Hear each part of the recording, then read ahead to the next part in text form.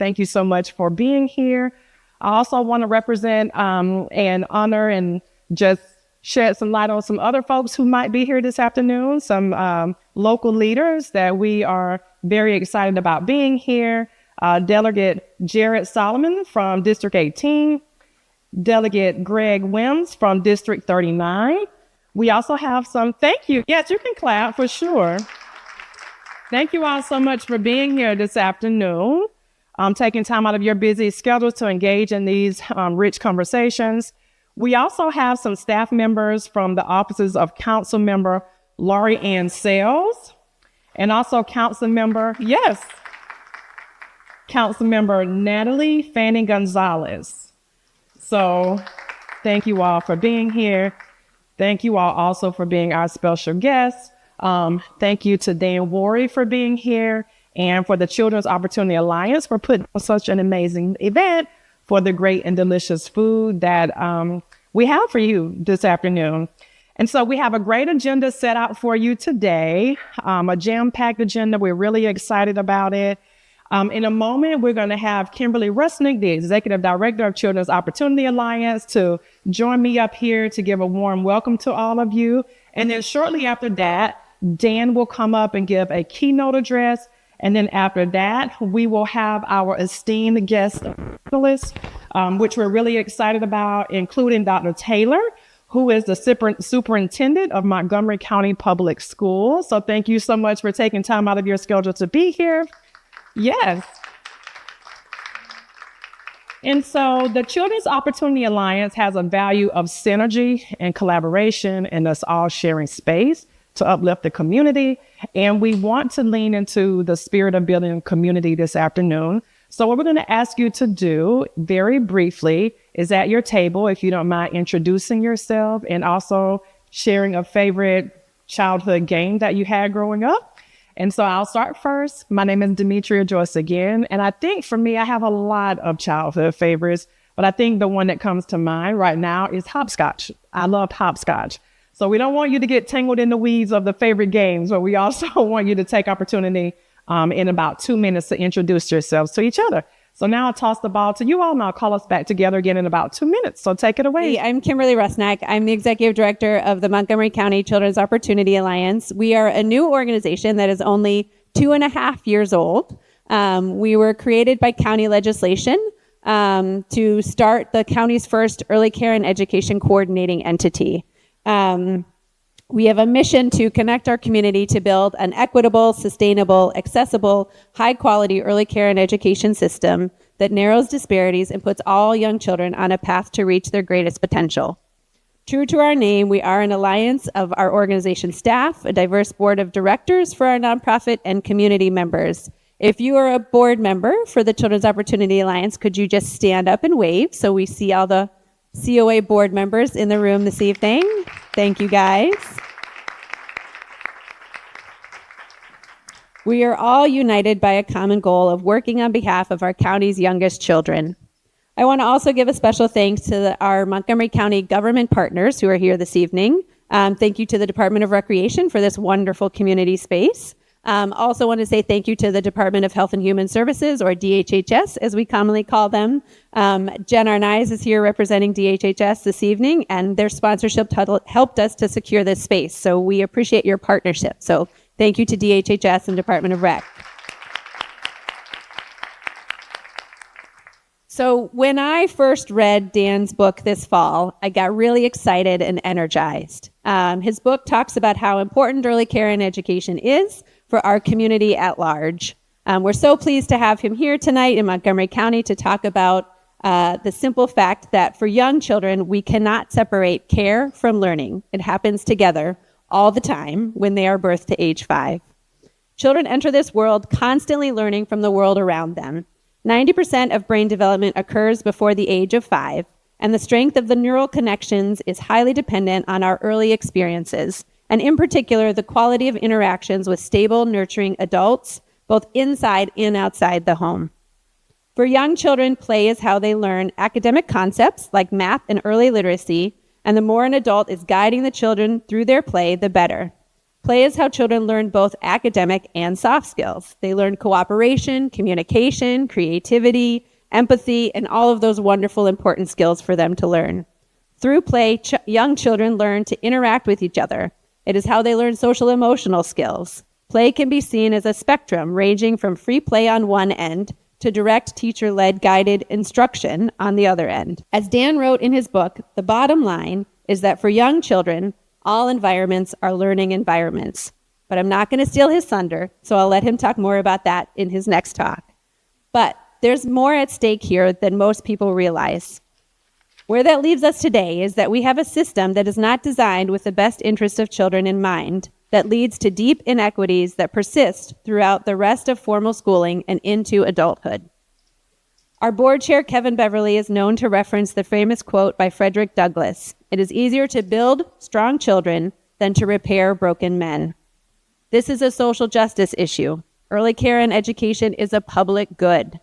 It is time that we made a fundamental change in the narrative about early childhood. As a society, we need to do more to invest in the systems and resources that enable families to access high-quality early learning environments for their young children, both in their homes and outside of their homes, so that they can go to work and earn a living.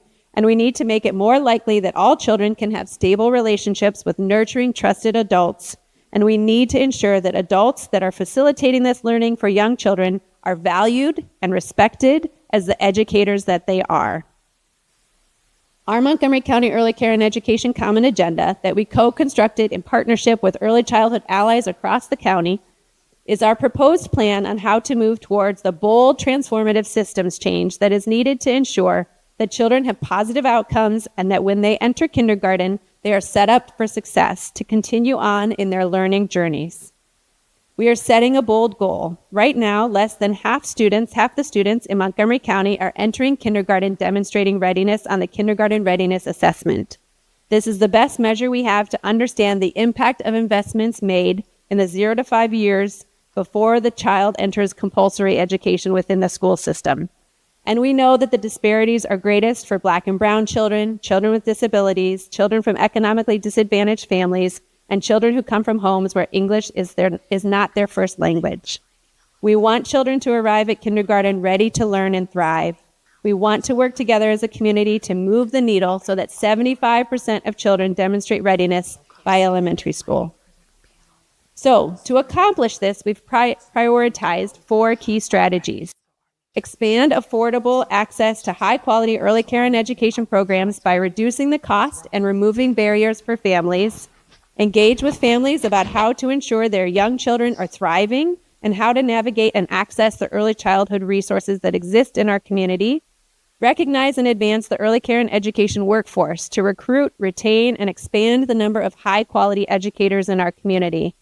And lastly, to advocate for systems change and a new public and private funding for early childhood system to reduce the cost for families, raise wages and sustainability for the workforce, and make it easier for parents and providers to access support. We will soon be launching work groups to move each of these strategies forward. We invite all of you to join us in this effort. If you can scan the QR code here, you can learn more about our work groups. Now I'm going to ask everyone to engage in some playful learning as a table. So we have a challenge for each of you, each table. We'd like you to take the flip chart that is at the center of your table and the markers and draw what you think kids need in order to thrive from birth to age 5. So you have 2 minutes, which I know is never enough time, but like Demetria said, we got to move quick. So take some time and have a conversation as a table, and we'll come back together. So thank you guys for engaging in that fun little activity. So I feel really lucky to be here in this room this evening because, as someone said to me earlier, these are all the movers and shakers in early care and education in Montgomery County. We've got the school system, we've got child care providers, we have nonprofit partners who care about this and want to help families. So thank you guys all so much for being here this evening. But what you guys did in those pictures is demonstrating what we all know, and you talk about what children and families need. We have so many wonderful and amazing assets in our community, but we are living in a reality where we are serving families that walk through the door, but we know that not all the families who actually need the resources are coming through the doors. So our programs simply don't exist at scale that is needed to reach all of the young children and families in our community who need this support. So many of those families don't know that these resources exist, or if they do, they can't jump through the different hoops or requirements in order to access them.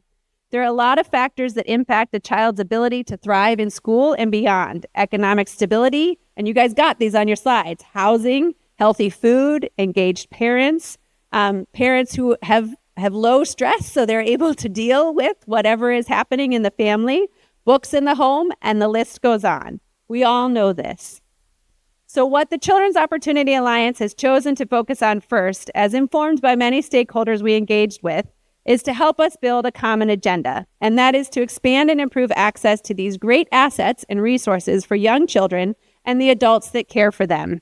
Again, this is evidenced by the strategies in our common agenda, which will focus on improving access to high-quality, affordable early care and education in licensed childcare settings by increasing the number of publicly subsidized seats, increasing the number of childcare providers operating at high-quality levels, increasing the number of professionals working in the field, improving the ability for families to be aware of and navigate the existing resources, and increasing the amount of funding available to support these initiatives. Because as I saw in those pictures, dollar signs were there. This is not an inexpensive system to build, and we all know that. So these are bold goals. And I know sometimes these days it feels even harder than it has before, but our children deserve better, and they can't wait. So on that note, I'm going to turn it over to our author, or back to Demetria, who's going to introduce our author.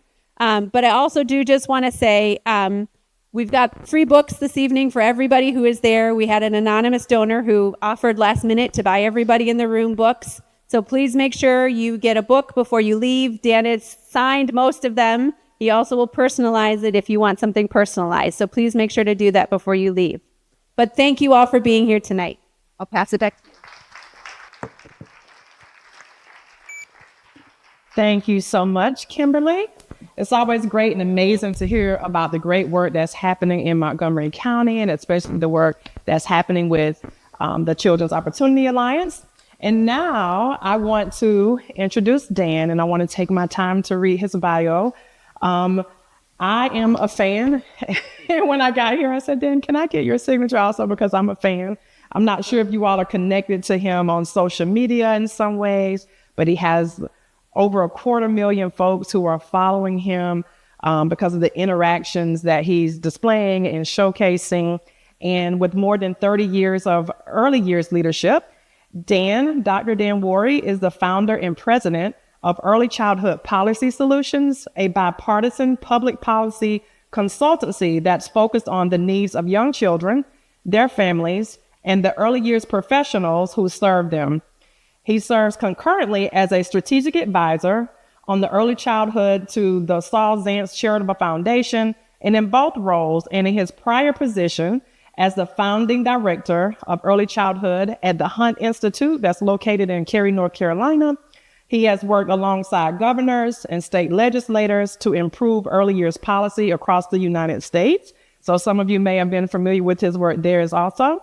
But to parents all over the world, as I just mentioned, Dan is known not for his policy work, but for his innovative use of social media to educate about infants and about toddlers and about the importance of child development and play. And with more than 250,000 followers across all platforms, tuning in to his daily video about child development lessons. This work was recently profiled in the New York Times, which called his X, formerly known as Twitter account, a font of delight and edification, educational, but also, put simply, just awe. That's how I feel when I watch those videos every day. His new book, hopefully that you all had the opportunity to grab, is The Daycare Myth: What We Get Wrong About Early Care and Education and What We Should Do About It. It was released in September 2024. It's currently in its third print. And upon its announcement, the book, which explores the costly disconnect between what we know about the science of early development and our public policy, it spent a week at the top of Amazon's education reform, and policy, and developmental psychology bestsellers list. And as I mentioned, is in its third printing, which speaks to just the impact that this book has had on our field. Dan is currently hard at work at a second book, Wonderment, Our First 3 Years, which was recently acquired by Ballantine Books for publication in early 2027. So he's here tonight to share his insights and concepts from his recent book. And without further ado, Dan, I'll ask you to come up. All right. Good evening. Is this on? Can you hear me? Good. Well, what a treat it is to be in Montgomery County. I want to thank the Alliance and Kimberly for the invitation, and thank all of you for being here tonight so that we can talk about this little book that is deliberately little, by the way. I know I have some policymaker friends in the room. I'm used to writing one page, right? When we no offense, delegates, but typically when we're working with policymakers, we're told to keep it very short and sweet, right? And so this was my effort to put together something short and sweet, but also with a very big message. And as Demetria mentioned, the underlying message of the book is that we are stuck in this incredibly costly and frankly dangerous disconnect between what we know young children need and what we do for them in our public policy. And so my hope is that this is an opportunity for us all to take a breath and to rethink maybe where we are and how we got here and how we need to move forward. So if you haven't picked up a copy of the book, as Kimberly mentioned, I have signed most of them. I hope that you will come and see me afterward. I'm happy to personalize for you. I have traveled now all around the world. I just am back from now 2 months in the UK and Ireland talking about this book. And I have done it anywhere from about 30 minutes to 6 hours in length. Tonight we have 15 minutes to get this right. So I'm going to be in a bit of a hurry, but I'm still going to start you off in a place that I think is important. It may strike you as a little bit of an odd place to begin a conversation about early childhood policy, but I want to take the time to do it anyway, because it speaks really to the impact and the seriousness of this conversation, and that is with the food pyramid. Now, those of you who are of a certain age may recall that in 1992, there was some serious concern that the United States was lapsing into an obesity epidemic. And so the U.S. Department of Agriculture in 1992 put together this really ingenious graphic organizer, the food pyramid, in an effort to convey to the American public the ideal American diet. Right? And what's sort of ingenious in my mind about this organizer is that at the broad base of the pyramid, right, are the foods that are the healthiest, right? The foundation of the pyramid are those healthy foods that not only form a good foundation, but are the foods that, in accordance with the size of it, are the ones that we ought to eat in the greatest proportion, right? At the tippy top of the pyramid, though, were those foods that they were advising were sometimes foods, if ever, right? Foods that maybe we're just as well avoiding altogether. I'm not going to make you do it on paper because our time is limited, but take just 10 seconds and think about if you had to fill this in, right? And I know these slides are very hard to see, right? If you had to fill in the food groups on this pyramid, beginning with the base there, the healthiest foods, based on what you know in the year 2025. Take just a second to think that through. What goes at the base and what goes at the top? You can think long enough for me to have one sip of water. All right, what'd you put at the base? Fruits and vegetables. Did anyone not put fruits and vegetables at the base? What did you put at the base? Okay. He remembers the food pyramid, right? What did you put at the peak of the pyramid, the tippy top? Sugars. I heard, right? Right? So So your best advice in the year 2025 would be fruits and vegetables at the base and sort of simple carbohydrates at the top, right? Well, that is not exactly how things played out, as you may recall. At the base of the pyramid in 1992, the U.S. Department of Agriculture put bread, cereal, rice, and pasta at 11 servings per day, 6 to 11 servings per day. At the tippy top of the pyramid were fats, primarily, fats and sweets. And you may recall that this set off sort of a craze in the country, a low-fat food craze, where, how many of you remember Snackwell's cookies? Anybody remember them? Snackwell's cookies were like the Cabbage Patch Kids of groceries. They were these little devil's food cake cookies that you couldn't even get because they were so popular. And the idea was they had no fat in them, and therefore they were healthy, right? They were loaded with sugar and carbohydrate. But, and here, I'll fill in here, I don't know if you can read that too well, fruits and vegetables above, proteins and dairy products. It's a little bit shocking, though, here in the year 2025. Imagine sitting down with a nutritionist this year, this week, and having them say to you, if you really want to watch your weight, the way to do it, 6 to 11 bowls of pasta a day, right? And yet that was precisely the guidance that the federal government put forward in 1992. Perhaps our first clue here should have been that this wasn't the Department of Health. This was the Department of Agriculture putting this forward. But they were wildly off base. So much so that in the year 2008, Harvard University's T.H. Chan School of Public Health put out a revised version of the food pyramid. They called it the healthy eating pyramid. And what you'll see, you aren't going to be able to read this well on this particular screen, but at the base of the pyramid, I don't know if we have a pointer here. Yep. So they have reconfigured the base around some lifestyle choices, right? Portion control and exercise.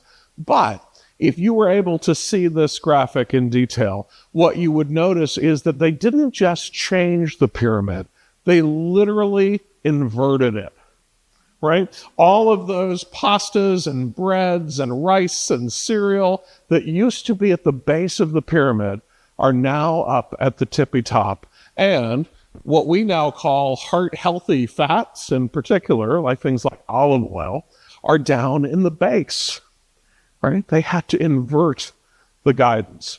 It is actually thought that the original 1992 pyramid may have contributed to the obesity epidemic that it sought to help to ameliorate. And I raise that and I take the time at the beginning of the book and in our very short time together today to use this example to pose what I think is a very scary question. And that is, where else might we be getting things boldly and catastrophically wrong? Where might 30 years from now we look back at the year 2025 and chuckle, as we have tonight, at just how far off base we were, right? There's probably a long list of areas that we will eventually find that way. But my case to you in the book and here in person is that there is no place that we are more backward than in our approach to young children and families in our public policy. That in fact we have created what I call a bizarro world for children. I don't know if you're comic book fans. I'm sort of not a big comic book nerd, but I do know that in the world of Superman, there is this place called the bizarro world, right? And in the bizarro world, everything is the opposite of the way it ought to be. Day is night, up is down. There's even a Superman in the bizarro world, but instead of being a hero, he is a villain. And that's very similar to the system that young children and families are forced to navigate each day. Let me give you a couple of examples of why I say that. At precisely the time that we know that young children most need stable, nurturing, loving care, right? The very first weeks and months of their lives, when secure attachment is formed, right? The basis of their lifelong mental health. 1 in 4 American mothers has to return to the workforce within 2 weeks of giving birth.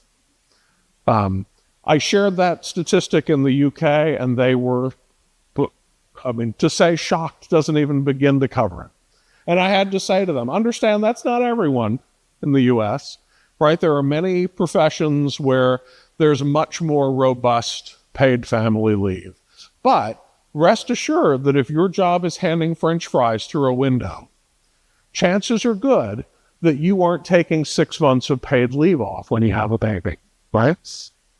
So we have that challenge. We know that the people who are the brain builders in these classrooms are making less, 59 cents an hour currently less than dog walkers in this country is the median pay, $13.22, the median pay for infant teachers. We know that parents are paying more for childcare than they pay for in-state college tuition in almost every state in the nation. We have created a bizarro world for children. That happens in part because of a crisis. If you do a Google News search for childcare, you will find the word crisis over and over, right? We have a crisis of affordability. We have a crisis of access. We have a crisis in our compensation. Fundamentally, though, all of those, in my mind, are symptoms of a broader crisis. And that crisis is a crisis of understanding. Right? And that crisis gets to the idea, and the title of the book, The Daycare Myth, gets to the idea that for the better part of 100 years, we have configured our systems in the United States around the idea that young children at age 5 begin learning and go to school, but that for younger children there exists something less, right? And that we call that thing daycare, or we call it more recently childcare. People were very annoyed with me for using the word daycare in the title of the book. If you work in early childhood, you know that daycare has become sort of like a 4-letter word in the early childhood field. And I used it very deliberately and provocatively. My hope is that the book helps to kill that term off permanently, right? But this daycare myth is this idea that this is a service not for children, but for working families, right? And if you think about where our earliest investments in childcare came from, they date back to the Great Depression, right? In 1935, we created what is known as the Emergency Nursery School Program to help lift the nation out of the Great Depression. And the idea, again, was not centered at all around what do young children need. It was part of FDR's New Deal, right? It was part of getting parents back into the workforce. And what has followed has been almost a century of the same. Our current child development block grant in the country is very much a product of welfare to work reforms of the mid-1990s. It is designed as an employment vehicle for parents and not as a service to young children. It's important to say, employment for parents is an important goal unto itself. I'm not knocking it. But it is definitely time that we as a nation learn to walk and chew gum at the same time on this topic. Right? This gets to the question, and I'm going to go really quick because I'm already saying I'm giving you the 6-hour version instead of the 15-minute version. I've spoken to so many policymakers over the years, though, who have articulated this goal that we want children to come to kindergarten ready to learn. Reflect on that sentence for a second. We want them to come to kindergarten at age 5 ready to learn, as though that's where learning begins. And we know better than we ever have in the history of humankind that that is not the case, right? So real quick pop quiz for you. When does learning begin? I heard day 1, and I heard in utero. You all get an A. Those of you who said in utero get an A+, right? We know that children not only begin learning from day 1, but that very important forms of learning begin around the 24th to 26th week of gestation. Something magical happens. It's like the big bang of individual consciousness. We call it thalamocortical connectivity. There will be a quiz on that. But basically, your sensory organs and the parts of the brain that help to process those signals are wired together for the first time, and our senses come to life. It's the first time that a fetus is thought to be able to experience pain as well, around that same time, 24 to 26 weeks. And the very first sounds that they experience are their mother's heartbeat, her blood flow, perhaps her digestive rumblings, and the tone of her voice. Right? That we know that that is one of the very first things that children hear and fall in love with. We know not only that they can recognize mom's voice in utero and can demonstrate that after birth. And if you want, I can nerd out on that later if you want to hear more about that. But we know that they are also picking up on the unique rhythms and patterns of mom's native language in utero, that the brain is beginning to wire itself around that native language just through exposure during the third trimester. Here's a good example. It's one of the reasons that in the third trimester, we start talking about talking to your bump, right? Read to your bump, right? It's an opportunity, especially for people other than mom. Mom has this unique biological advantage. The baby's stuck with mom, right? And so mom's voice is going to be heard no matter what we do. But dad's voice and siblings' voices are much more incidental. And so it is well worth their time during that third trimester to make their voices familiar as well. So here is a quick video, if you can see it. This is a mom who is expecting twins, and this is an early conversation. We don't know if it's the first, but certainly an early conversation between dad and big sister and the babies. And watch how they react. Watch mom's belly as it moves. If you have been around the field of early childhood for any length of time, likely you have seen this graphic. It is from a book called Neurons to Neighborhoods that was released in the late 1990s. And what it shows is a timeline over which the major neural connections in the brain are formed. You see these three lines, these three colored lines, and the pink box in particular is what to pay attention to, because that is a zoom in of the very first year of life, the first 12 months. And what we know is that the major connections for our senses, for language, and for higher cognitive functions not only spring to life aggressively during that first 12 months, but you'll notice that all three of them are already in a rapid decline by the end of that first year. 4 years before children ever set foot in a public school kindergarten classroom. We know that this period from prenatal to 3 is a uniquely consequential window in human development. You also know that these connections are formed and optimized through stable, nurturing relationships with highly engaged adults. One of the things that we talk a lot about is serve and return interactions. Is that a term that sounds familiar to you? Comes from the idea of tennis, hitting the ball back and forth. And this is up-close, personal, face-to-face interactions between parents and newborns that just light up their brains. So here's a great example of a serve and return between a father and his newborn daughter.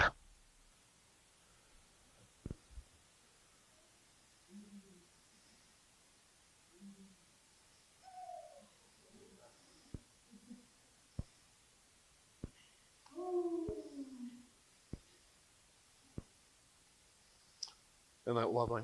So I think of my work and I think of this book in two different chunks. We talked about the social media work that I do and then the policy work that I do. The book is structured very much in the same way. It's sort of like an if-then sentence, right? The social media and the first part of the book pose this question of, if we know of young children, then What do we need to do differently about it? In that introduction to the book, I break down what I call the 3 simple truths of early development, and we've talked about all 3 of them. That learning begins in utero and never stops. That the period from prenatal to 3 is a uniquely consequential window in all of human development. It is when the fundamental architecture of the brain is wired. And the third of these is that optimal development is highly dependent on stable, nurturing relationships with highly engaged adults. If we know this, then what are we doing in our public policy? Because our public policy couldn't support these things any worse, right? A couple of the implications, right? We think of this thing called childcare or daycare as being this safe, warm place where children primarily can be supervised. And I want to be clear to say that's not the common assumption among the field. But as far as parents and many policymakers go, that is very much how we think of this, right? That this is not school, that this is something much less. Right. But what we know is that if children begin learning in utero, then all environments are learning environments for young children. That there is no such thing as a strictly caregiving or supervisory sort of setting for them, hence the title, The Daycare Myth, right? The myth being that childcare is something different from education. In fact, it's more important. Okay. The other implication here is that the early childhood workforce matters. And matters in a way that we do not illustrate in our respect for them, and certainly not in our compensation for them. I have so much more to say about that, but we're going to move on quickly. We know that the choice of an early childhood setting is arguably a parent's most impactful decision in the life of their young child. And the reason for that is that you are not choosing a babysitter. You are literally selecting the adults who will help to co-construct your child's brain. And that is a very different way of looking at our system than we are looking at it right now at $13.22 an hour. Who pays the cost? I was talking with Delegate Solomon about this just a few minutes ago. I am hearing increasingly from policymakers, I consider this a big win, who say, you know what, I kind of get it now, right? I think we've done a good job with the brain science. But what I hear over and over is, I just don't know how we pay for it. And here's my message to you. We are already paying for the system that we need. We're just doing it in the dumbest possible ways. We seem content in this country to pay for prisons rather than preschools. We seem content to have worse health outcomes in adulthood.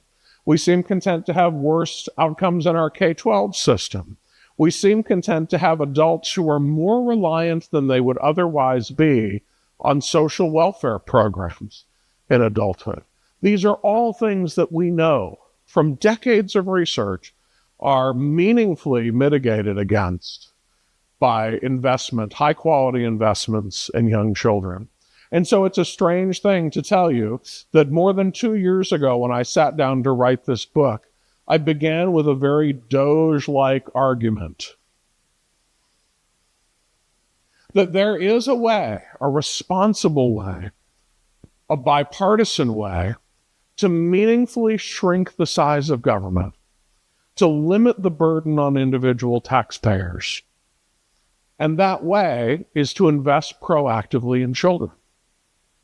It's not through cuts, right? It's not through the elimination of services that families need. It's by mitigating against the need for those services in the first place.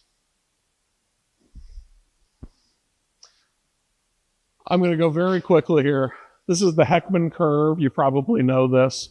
Jim Heckman is a Nobel Prize-winning economist at the University of Chicago. Is that he has spent his career looking at the long-term return on investment from high-quality investments in young children. What he has found would be a deal that you would be crazy to turn down if your financial advisor came to you and proposed it. If somebody came to you and said, what if I told you we could give you a reliable 13.1% return on your investment year after year after year? You'd be crazy not to take it. If you can see the chart here on the left, this is the 5, 10, 20, and 30-year returns of the Standard & Poor's 500. And what you'll see is that 13.1% comes awfully close to doubling those returns in 3 out of 4 of those time periods. You'd be crazy to turn it down as an individual investor, and yet we are turning it down at scale all day, every day. I'm going to skip past this. We know essentially that high-quality investments in early childhood decrease a whole host of negative, costly outcomes that we would like to mitigate against, while boosting all sorts of positive outcomes that we'd like to see more. As a closing word, it's hard to talk with policymakers in some cases about this, because what I've been talking about up until now are investments that, if we made them wisely, 10 years, 20 years, 30 years down the road, we would be in a very different place. That's sometimes hard, and I recognize that when you're putting together a budget that has to look at priorities for this year. And so take a look at this data from our friends at Ready Nation, which is a group of business CEOs that looked here recently at the real-time drain on the American economy based on insufficient infant toddler care. That price tag is $122 billion, billion with a B, every year. Not 30 years from now, last year, this year, and next year, if we don't do something about it.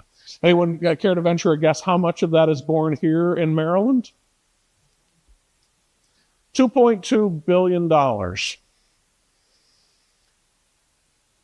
is what they estimate is lost to the Maryland economy every year by not taking care of these issues proactively.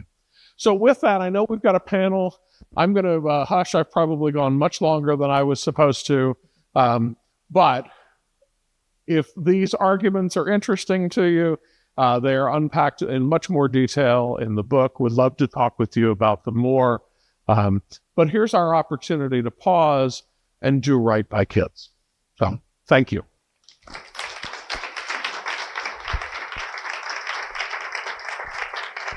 Thank you so much.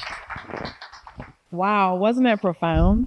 It makes you think about how antiquated our systems are. And it reminded me of a quote of, our systems are perfectly designed to get the results that we're getting, which are the things that Dan hinted to.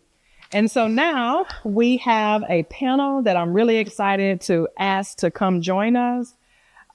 Jennifer or Nice, if you can come join us. Danielle Edmondson, Tiffany Jones, and Dr. Thomas Taylor, if you'd be so kind as to join us. So I'm very curious to hear about reactions from our local leaders who are joining us on the stage and getting settled in. And so what I'd like to do first, starting with Dr. Taylor, is I'd like you all to introduce yourselves, to share a little bit about your role in early care and education as it relates to Montgomery County. And if you can also share one reflection from Dr. Dan's talk, and I'll give you about 2 minutes each for that. And so we'll get started, starting with Dr. Taylor. Well, I'll take less than 2 minutes because in the interest of time, we have a lot to talk about tonight. And I'm Thomas Taylor. I'm the superintendent of Montgomery County Public Schools. We do have a large pre-K footprint, but we know that the problem is much bigger in terms of providing access to all children. I'm delighted to be here this evening, and I will say that if I have a takeaway from Dan's talk, and one that I'm just so invested in, it's the notion of return on investment. And there's no panacea, there's no silver bullet, there's no one solution set to any of our challenges, but by gosh, does this put us on the path to moving in the right direction, and just really excited about the work that we're going to do together. Okay. Hi, You go ahead. my name is Tiffany Jones. I'm a family child care educator here in Montgomery County. I'm also a Children's Opportunity Alliance board member. And I think the biggest takeaway was that family child care educators and early childhood educators are brain architects. So the next time you see your child care educator, call them a brain architect. Hello, can you all hear me? Good evening, good evening. My name is Danielle Edmondson, and I serve as a parent on the Children's Opportunity Alliance board. I love being on the board. I also have a background in early childhood education, so this topic is really impactful for me. One takeaway I would say for me is to really watch our language with how we use daycare and early childhood education. So I have two girls, ages 4 and 15 months, and I can tell you they do not know what the word daycare is because I use the word school. My daughter, she said, well, when we're going to school, is this the school we're going to as we're coming here tonight? Because she understands that she is going to school to learn, not for somebody to watch her. And actually, she's right here. But that is one takeaway that I have, and I really want us as a community to think about as well. Buenas noches. My name is Jennifer Arnaiz, and I am the Senior Administrator for Early Childhood Services with Montgomery County DHHS. So I oversee all the programs, our birth to 5 in our county, all the services and programs.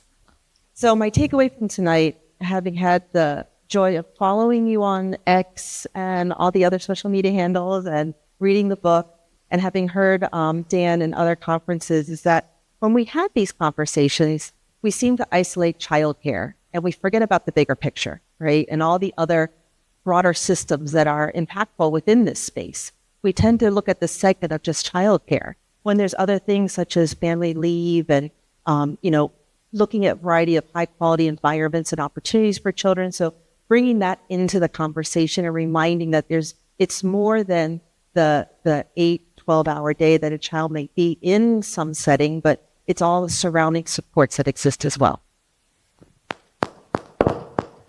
Thank you all so much for that.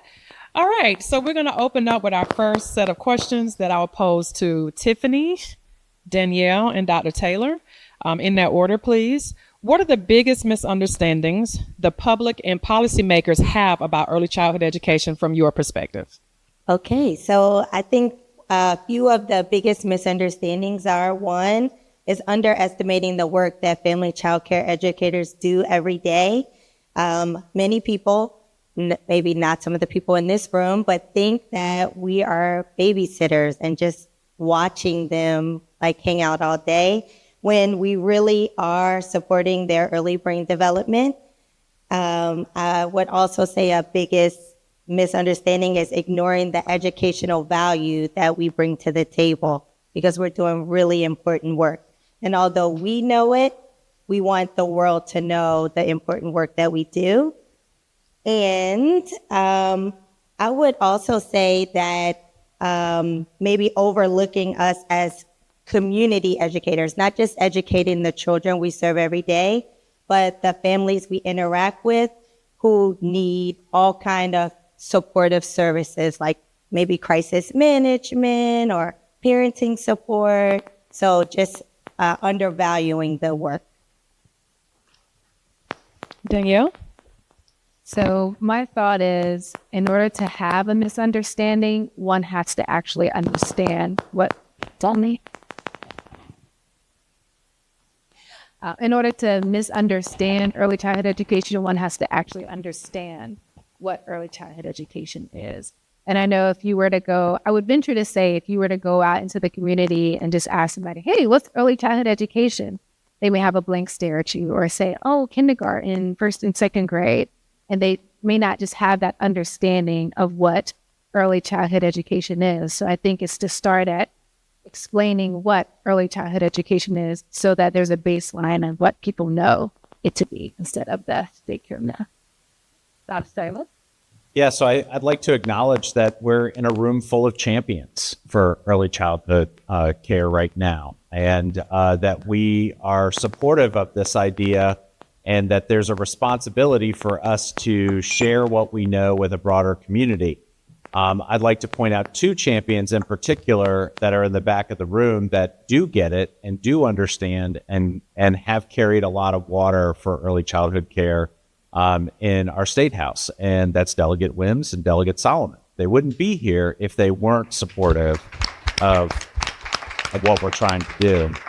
And I would say from a misunderstanding standpoint, or at least what I've observed, is recognizing how successful it is and how accomplished, and really this is to leverage more of what Tiffany was saying about how the results really do speak for themselves.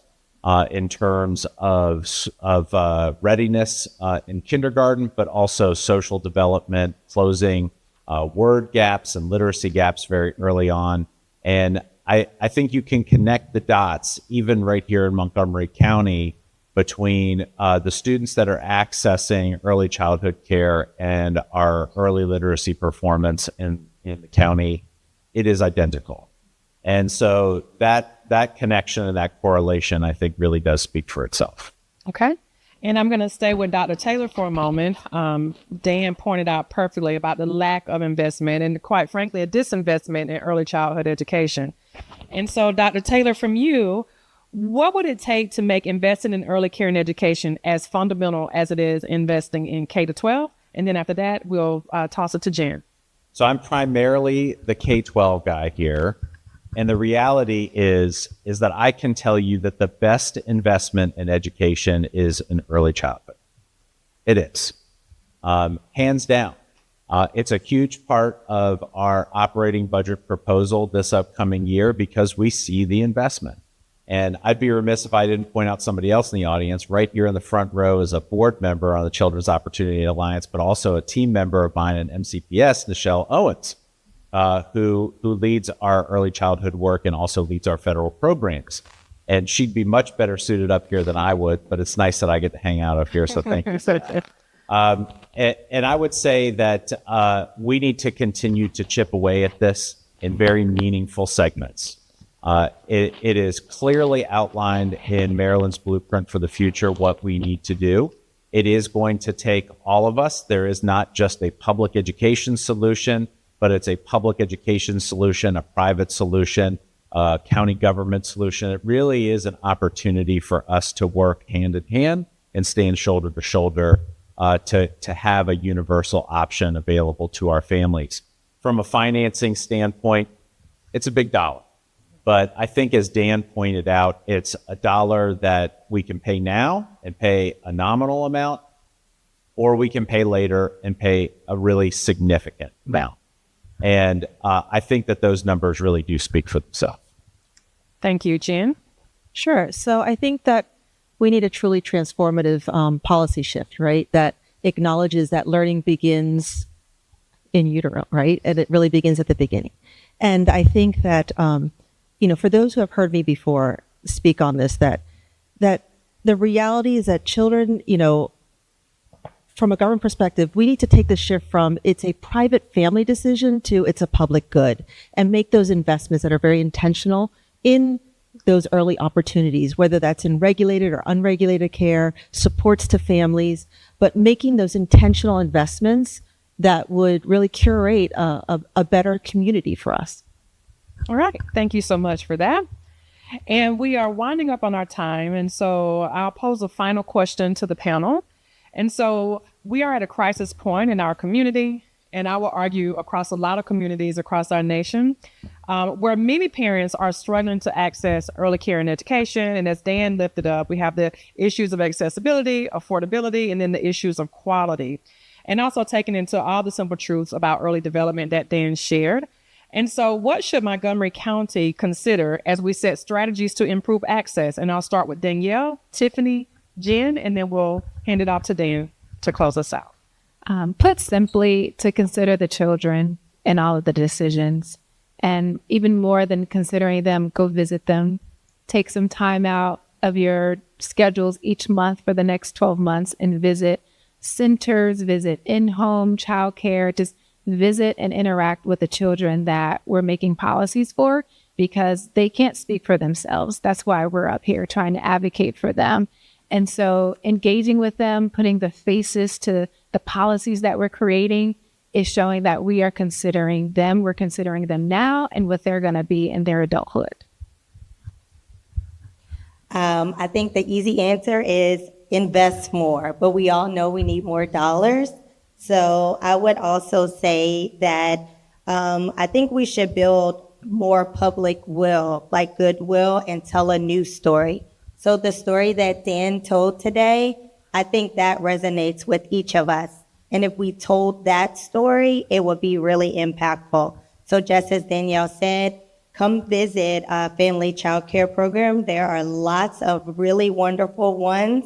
There are a lot of family child care educators here in this room. So if you're interested in coming to visit and see what a high quality early care and education program or state funded pre-K program looks like, just inquire and see if you can come see. And I think that as Pat Rupert, one of our fellow COA board members, always mentions during our meetings, is that we need to frame early childhood education access not only as an educational issue, but also as an economic imperative. So we've heard a lot about access and affordability, and that really is the simple truth to early care and education, right? We know that it costs a lot to families, and it's hard to find. Montgomery County, we had published 2 of our recent studies on the cost of care and the supply and demand of childcare in Montgomery County. And what was very evident are the disparities that exist in our jurisdiction, right? We do not have enough seats for our infants and toddlers. We only serve about 19% of the babies in this county. And every parent who wants to go back to work can't find childcare.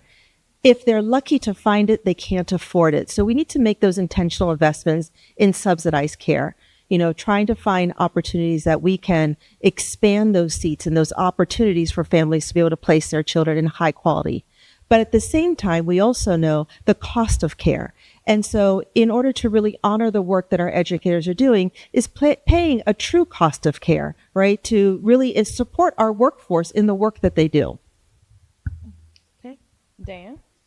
I will ditto what everyone has had to say, but I want to particularly echo this very last comment about the importance of the workforce, and in particular the importance of the infant toddler workforce, right? But these are teachers that are unconscionably paid, but also in all candor are not in their jobs long enough in many cases to really become expert in the way that they need to do. We need to be able to train infant and toddler teachers in a different way. We need to have prioritization around retaining them in their roles. It might not surprise you to know that when you make not only less, but in some cases dollars an hour less than you would make handing French fries through a window, the teachers don't tend to stay in these roles very long.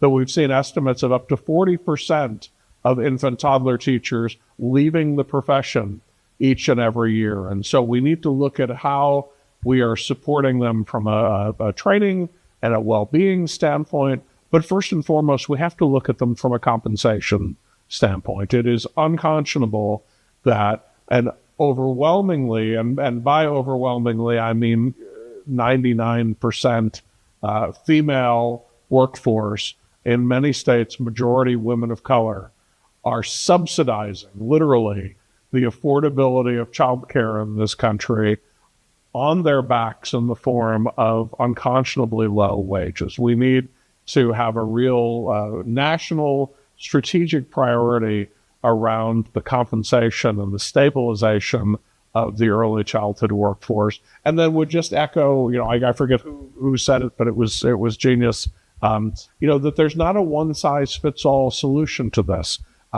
Very frequently, states have looked at, okay, we need to do something differently for young children, and that answer is pre-K for 4-year-olds. or it is this.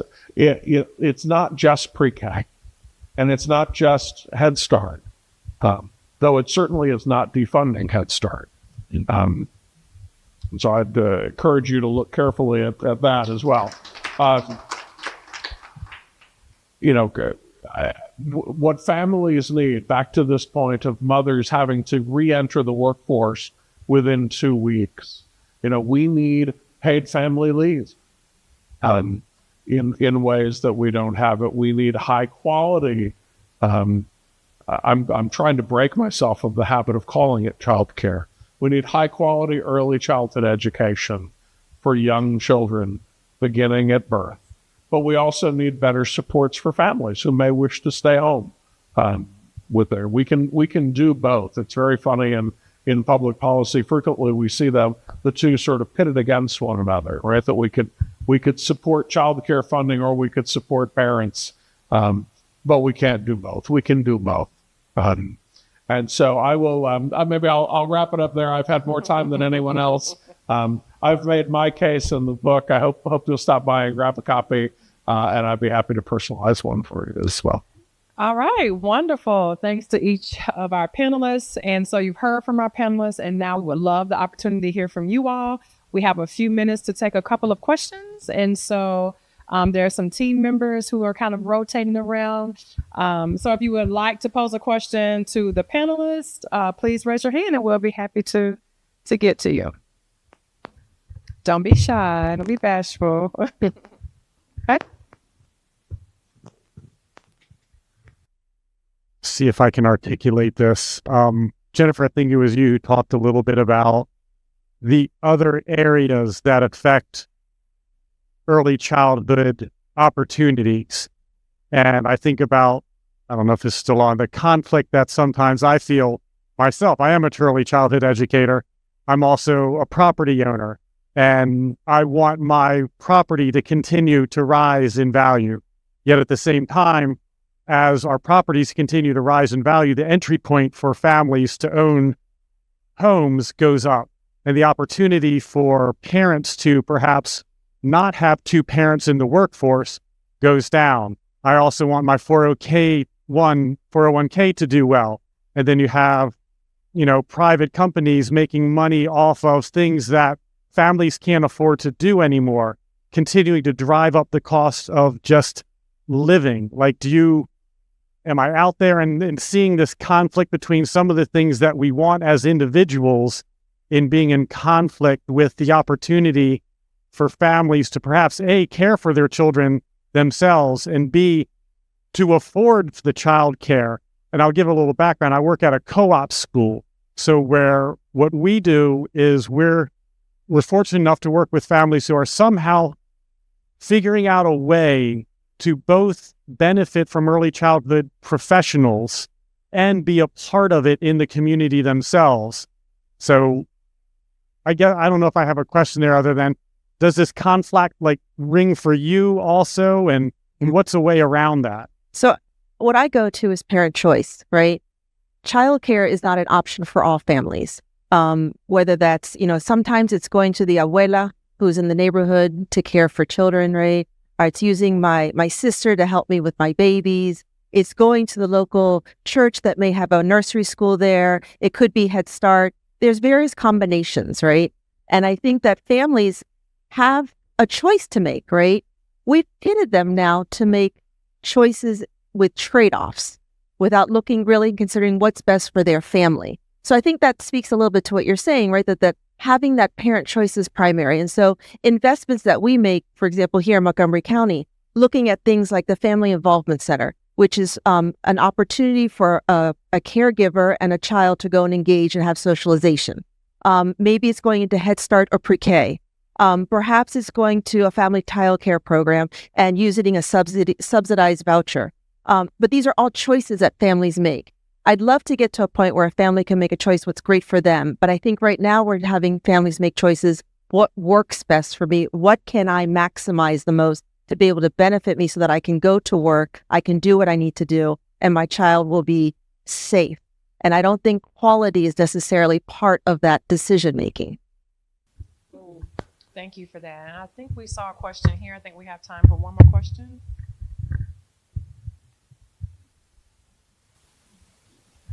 Anyone else? Okay. Hey there, Dan. I heard you speak earlier at your speech that you've traveled around the world giving these thoughts about your book. And so I'm curious if you could provide some perspective to us all about some of the things that you've seen in other communities around the globe. Absolutely. Yeah. I will tell you, it's been a fascinating time to travel around. I spent 2 months in the UK and Ireland, pretty much the entirety of February to March.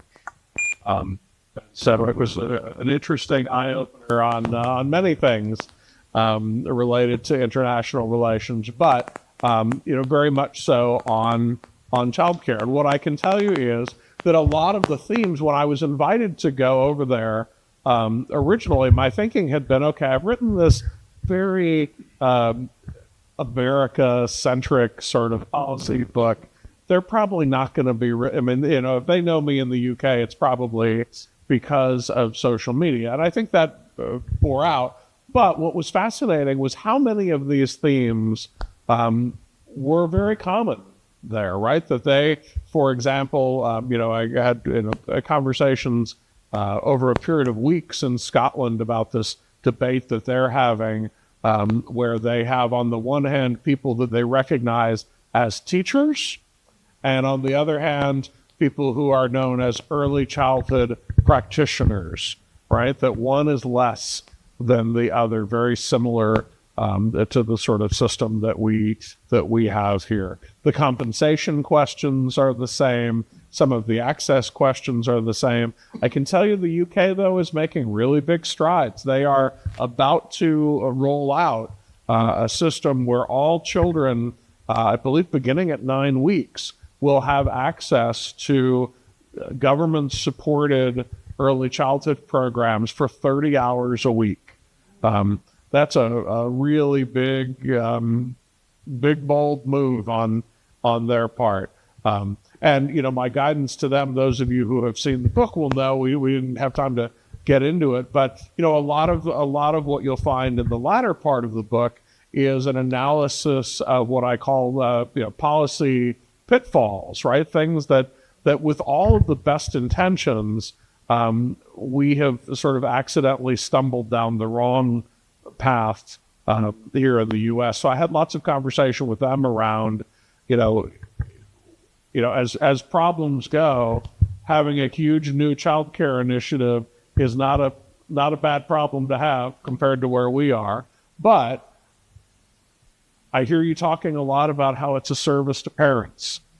And I hear you talking a lot about the costs and what the rates to the providers are going to be. And, will it really be quality? And all of these conversations that we need to have in the U.S. Maybe the most striking example, though, I am of Finnish heritage personally. And so I had an amazing opportunity several years ago to visit Finland in the dead of winter.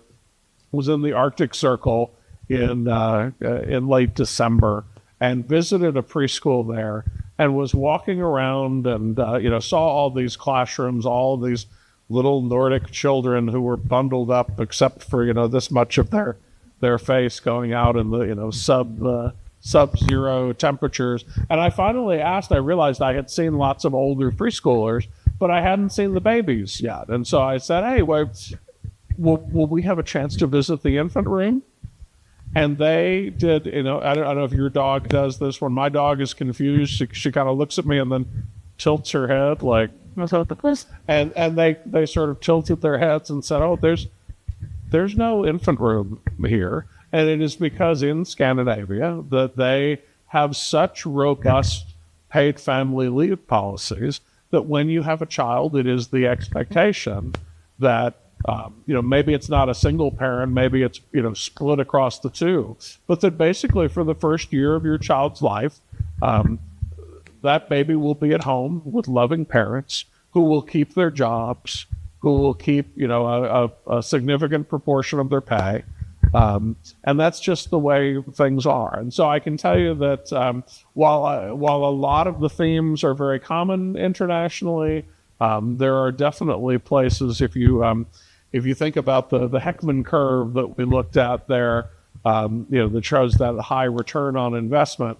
It's interesting if we were to juxtapose and put the data around where we actually spend money, you would see a very different curve. In fact, it would be sort of like the mirror image that we, as an in comparison to other industrialized nations, spend almost nothing on young children. Whereas, by the time we get to K-12 and higher ed, and we spend a good bit there. And so, there's lots of lessons to be learned internationally. But boy, this is not a place that we're not going to nose bark. All right. Can we give a round of applause to our panelists and to Dan for his keynote address? Thank you all so much for joining us. And before we exit and close tonight, I would like to call Kimberly, Executive Director of the Children's Opportunity Alliance, to rejoin us with some parting words.